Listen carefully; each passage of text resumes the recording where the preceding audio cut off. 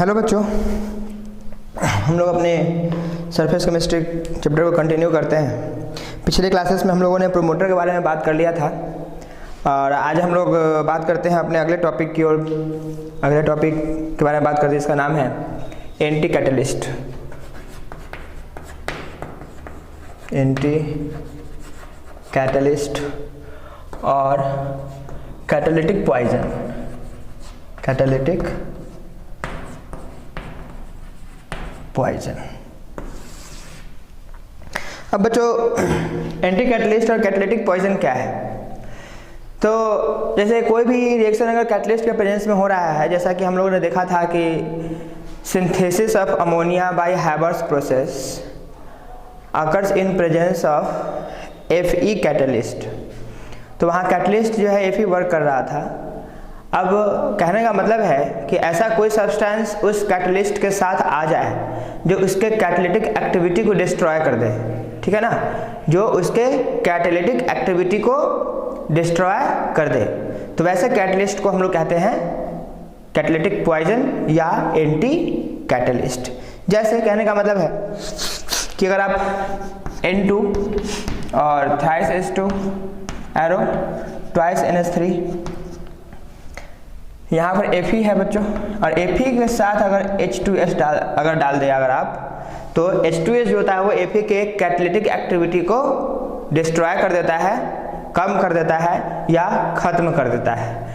जिस कारण से क्या कहेंगे कि रेट ऑफ रिएक्शन जो होगा वो पहले जैसा हो जाएगा।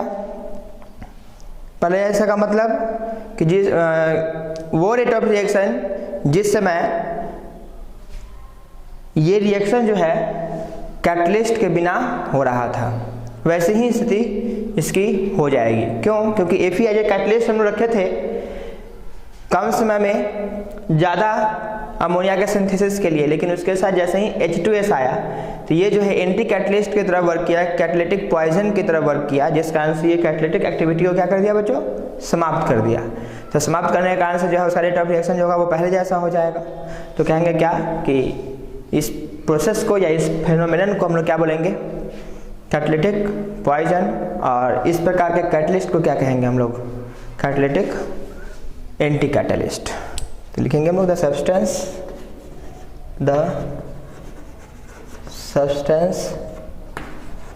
which destroy the catalytic activity of catalyst is called anti-catalyst, anti-catalyst,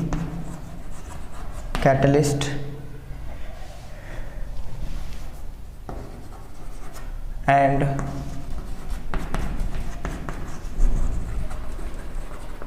the phenomenon is called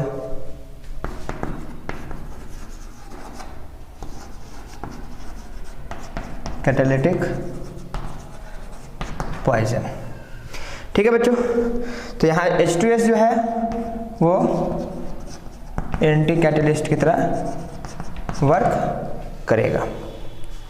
ठीक है, वहीं पर अगर हम लोग H2S जगह पर अगर हम रखते हैं मॉलिब्डेनम यानी कि MO, तो ये जो है कैटालिटिक एक्टिविटी को क्या कर देता है? बढ़ा देता। तो हम लोग अपने अगले टॉपिक की ओर मूव करने से पहले कैटलिस्ट के विषय में कुछ और भी जानकारियाँ हम लोग प्राप्त कर लेते हैं।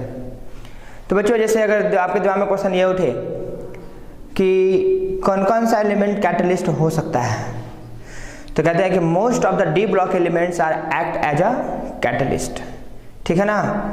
अगर इंपॉर्टेंट पॉइंट्स हम लोग कह सकते हैं, इंपॉर्टेंट पॉइंट्स अबाउट कैटलिस्ट, तो हम लोग लिखेंगे क्या बच्चों कि most of the D block elements are act as a catalyst.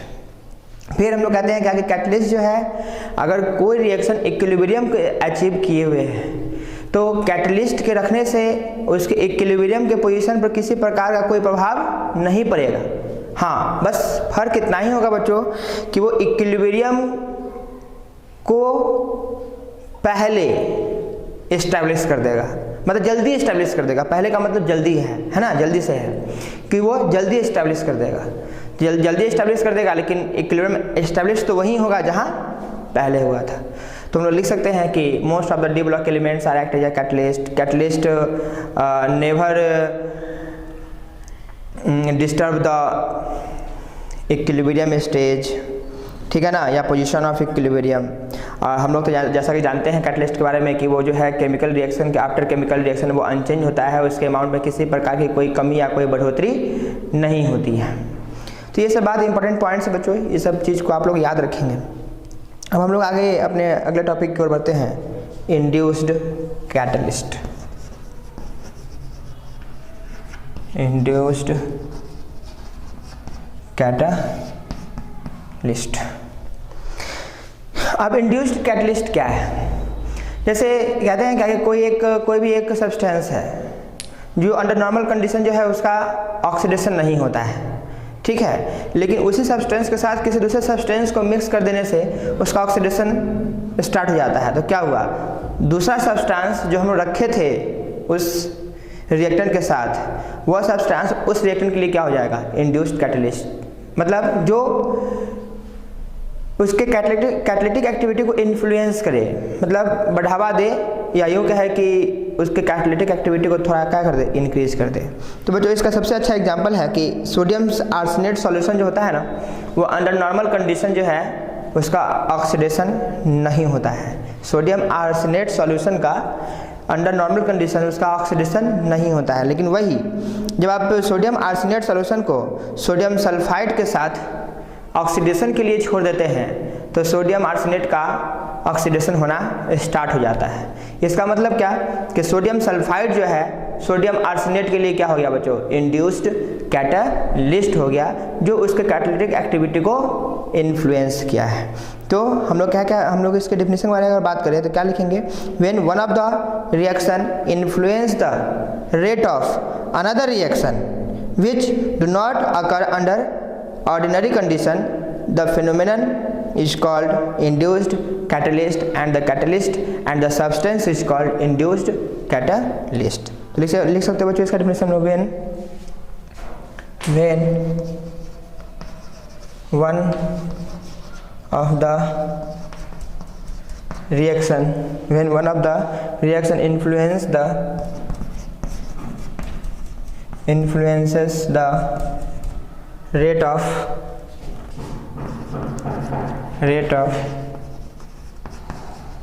another reaction which do not occur under normal condition,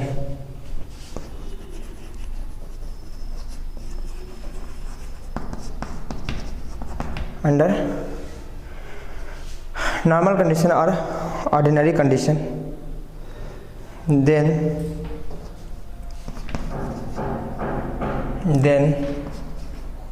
the substance which influences the rate of reaction is called induced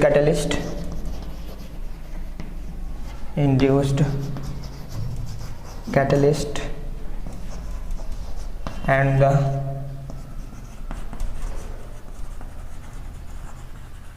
phenomenon is called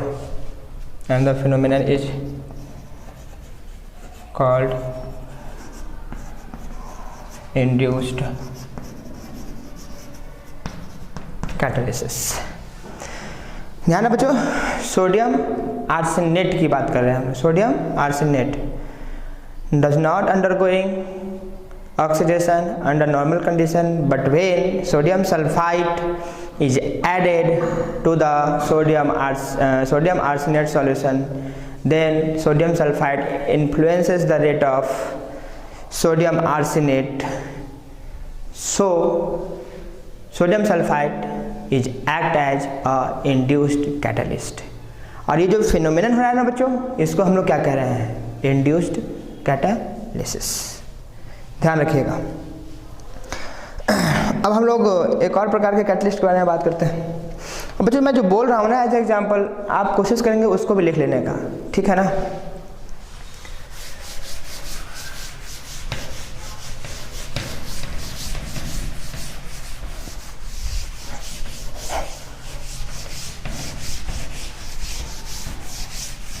अच्छा मैं लिख दे रहा हूँ। When, ये induced catalyst का जो example मैंने बताया है उसका थ्योरी हम लिख रहे हैं। When sodium arsenate, for example है ये, for example sodium arsenate does not undergo oxidation under normal condition,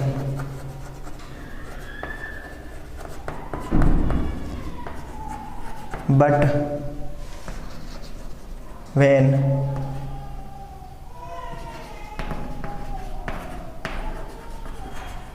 sodium sulfite is added with sodium arsenate,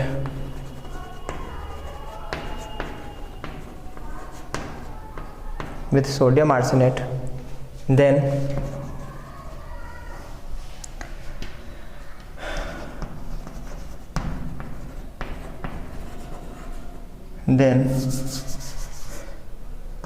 sodium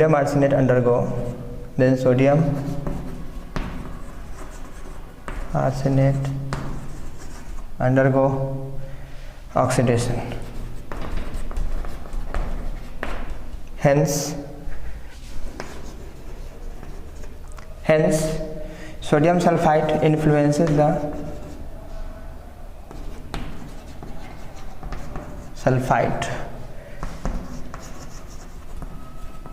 influences the oxidation property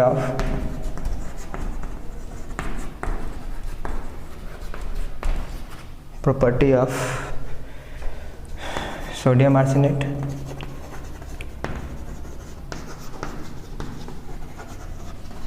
So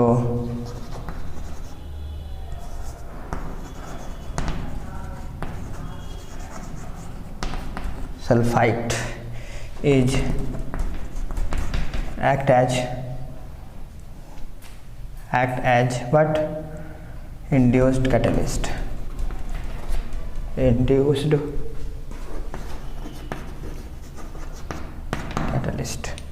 ठीक है बच्चों।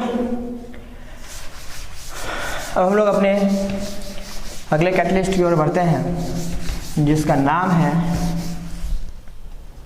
Enzyme catalyst.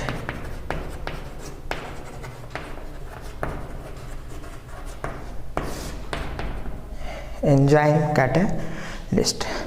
अब जैसा कि हम लोग जानते हैं कि एंजाइम जो होता है वो कॉम्प्लेक्स नाइट्रोजीनियस कंपाउंड होता है बच्चों, जो कि हम लोगों को एनिमल से, प्लांट से,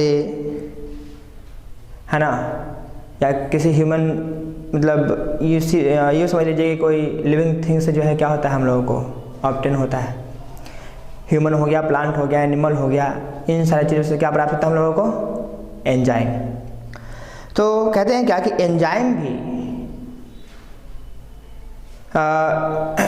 एक प्रकार का कैटलिस्ट है जो किसी भी प्रकार के रिएक्शन को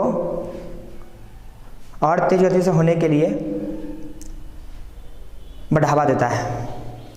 तो बच्चों आपने कभी पढ़ा है कि जनरली अल्कोहल का जो फॉर्मेशन होता है वो एंजाइम कैटलिस्ट के प्रेजेंस में ही होता है।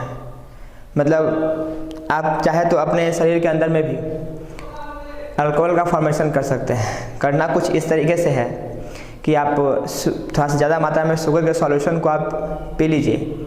आफ्टर सम टाइम इंटरवल जो आपके शरीर के अंदर जो एंजाइम्स होते हैं ना, वो एंजाइम जो है उस शुगर को डिकम्पोज करके फाइनली उसको अल्कोहल में कन्वर्ट कर देगा और आप ऐसा फील करेंगे जैसे आपको नशा आ गया है। वैसा नशा आप फील करेंगे जो अल्कोहल पीने के बाद यानी कि शराब पीने के बाद जो है आपको महसूस होता है। तो खैर महसूस उसी को होगा जो एक्चुअली शराब पीते होंगे। तो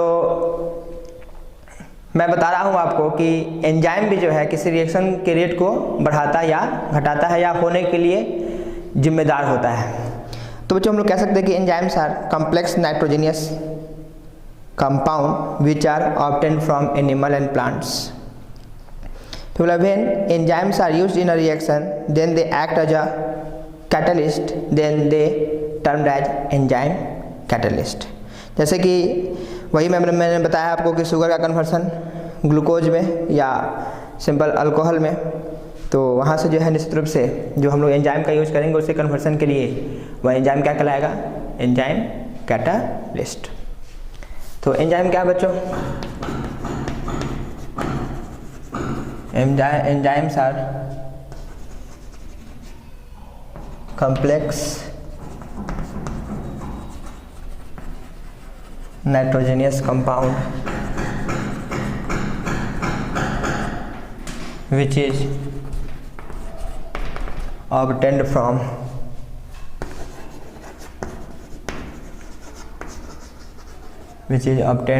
from animal and plants।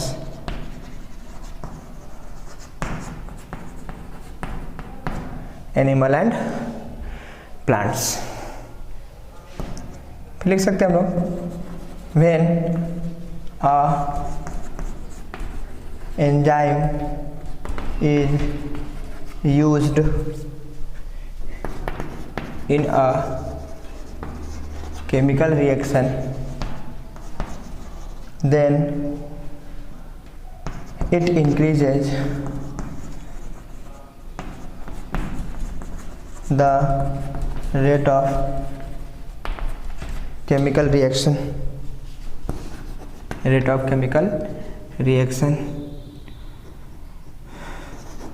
so it is termed as enzyme catalyst। अब ध्यान रहे बच्चों, जैसा कि मैंने बताया आपको कि जब C12H22O11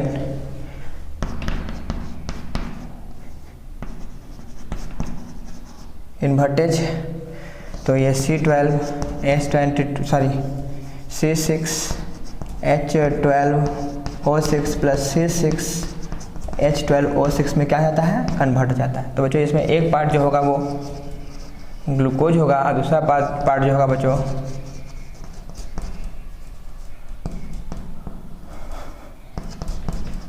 याद रहे फ्रुक्टोज होगा।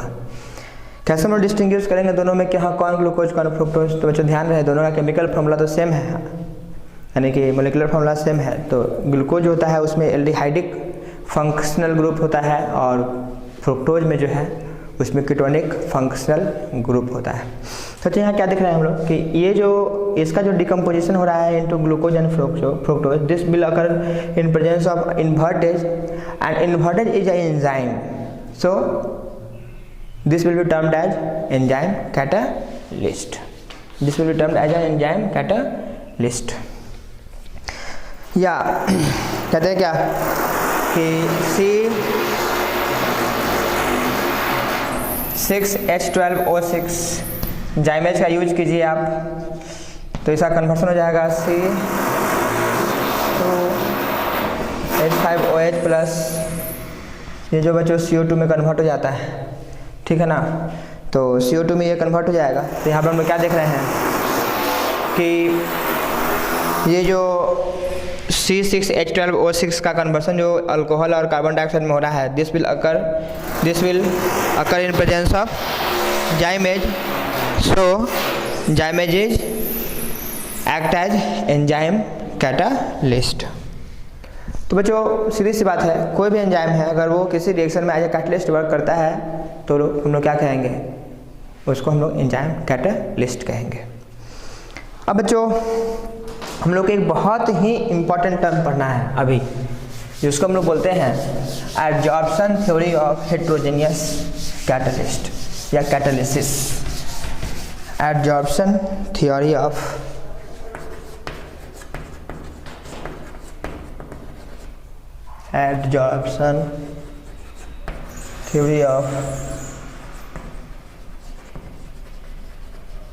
heterogeneous catalysis। Adsorption theory of heterogeneous catalysis। अब ध्यान दें बच्चों आप लोग, adsorption theory of heterogeneous catalysis क्या है? तो कहते हैं this theory explains why catalyst remains unchanged during a chemical reaction और at the end of the chemical reaction. मतलब ये थ्योरी जो है हम लोग को इस बात को एक्सप्लेन करता है कि क्यों किसी भी केमिकल रिएक्शन में हमारा कैटलिस्ट जो है उसके अमाउंट में किसी प्रकार की कोई कमी या बढ़ोतरी नहीं होती है, यानी कि वो अनचेंज रहेगा, उसका अमाउंट जो होगा वो रिमेन्स अनचेंज रहेगा, लेकिन वह रिएक्शन में पार्टिसिपेट करेगा, रिएक्शन के रेट को बढ़ाएगा या घटाएगा। तो मैटर है कि ऐसा क्यों होता है, और ये थ्योरी इसी बात का एक्सप्लेनेशन देता है। तो हम लोग इसके बारे में क्या लिख सकते हैं बच्चों? दिस थ्योरी एक्सप्लेन्स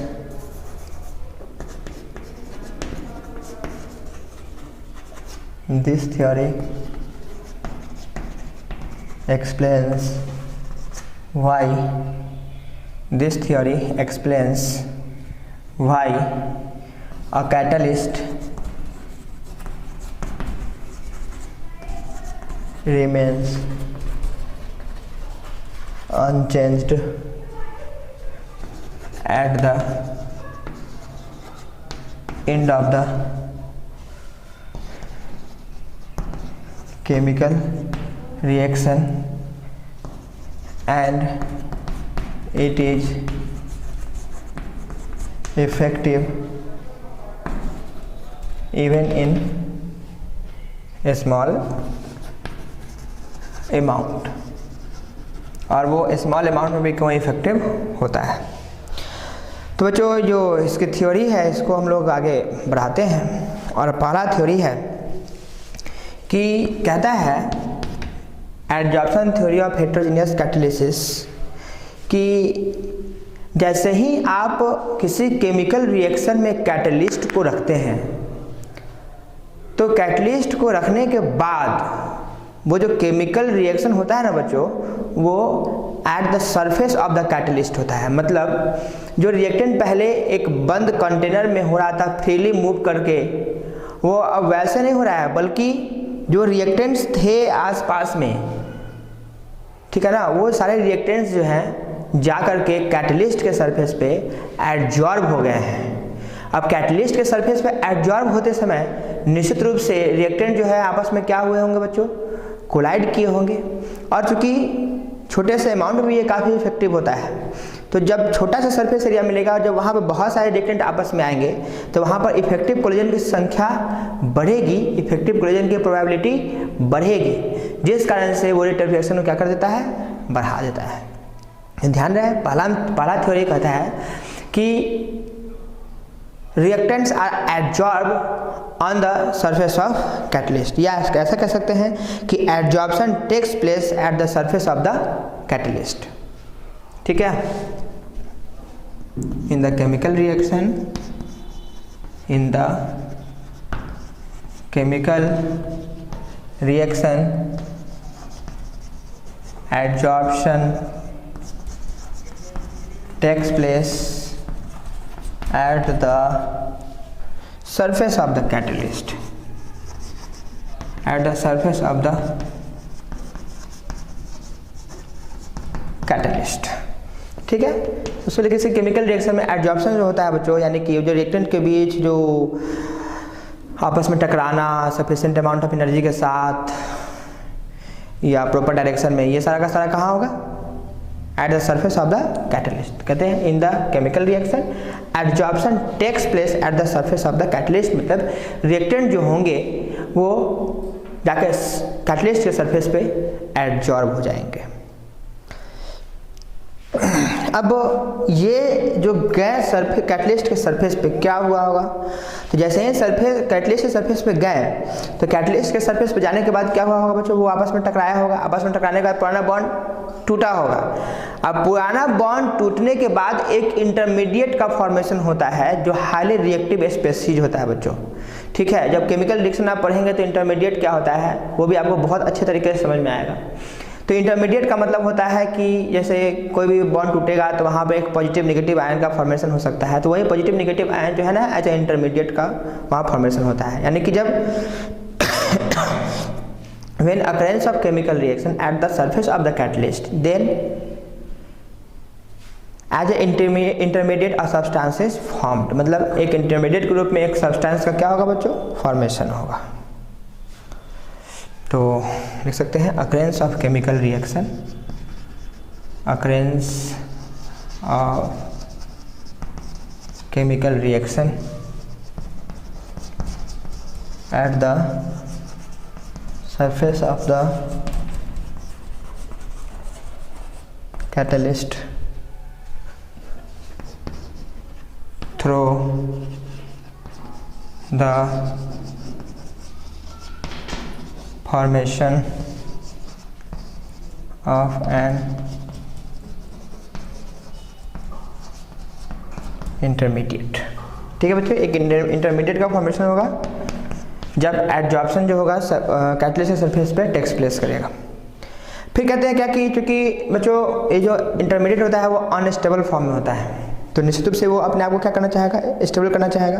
तो कहते हैं क्या कि when unstable intermediate dissociates to give product, वही अनस्टेबल इंटरमीडिएट जो है वो फिर से किसी दूसरे के साथ रिएक्शन करके या खुद को स्टेबलाइज करके जो है वो प्रोडक्ट के रूप में क्या हो जाता है, कन्वर्ट हो जाता है। तो कहते हैं अनस्टेबल इंटरमीडिएट अनस्टेबल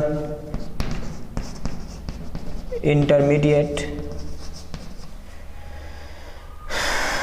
undergo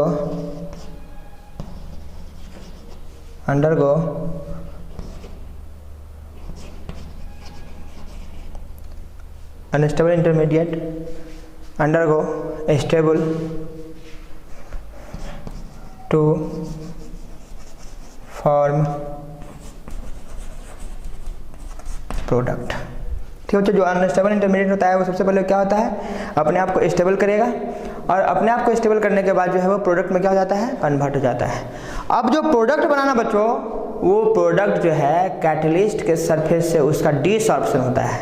मतलब क्या लिख सकते हैं हम लोग कि desorption of product takes place from the surface of the catalyst, है ना। तो क्या कहेंगे, कैटलिस्ट के सरफेस से फिर डिसॉर्प्शन का प्रोसेस होता है, यानी कि जो जैसे ही प्रोडक्ट बना तो उस प्रोडक्ट का डिसॉर्प्शन हो जाएगा कैटलिस्ट के सरफेस से, ठीक है। और फिर हम लोग कहते हैं क्या कि फाइनली एक प्रोडक्ट का फॉर्मेशन हो जाता है ना। क्योंकि डिसऑर्प्शन जब तक वहाँ से हटेगा नहीं तब तक आपको कुछ समझ में नहीं आने को है कि रिएक्शन हुआ नहीं हुआ, प्रोडक्ट बना या नहीं बना।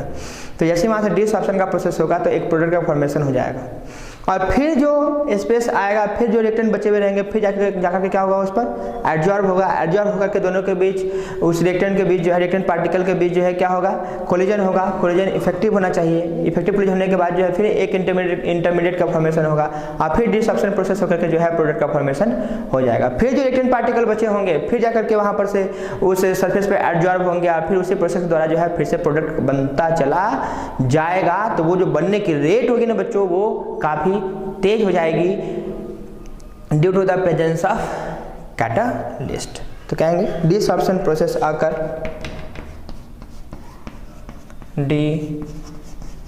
डिसऑर्प्शन takes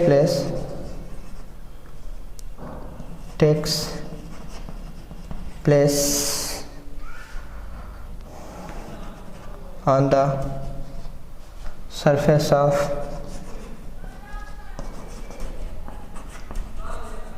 catalyst to give product,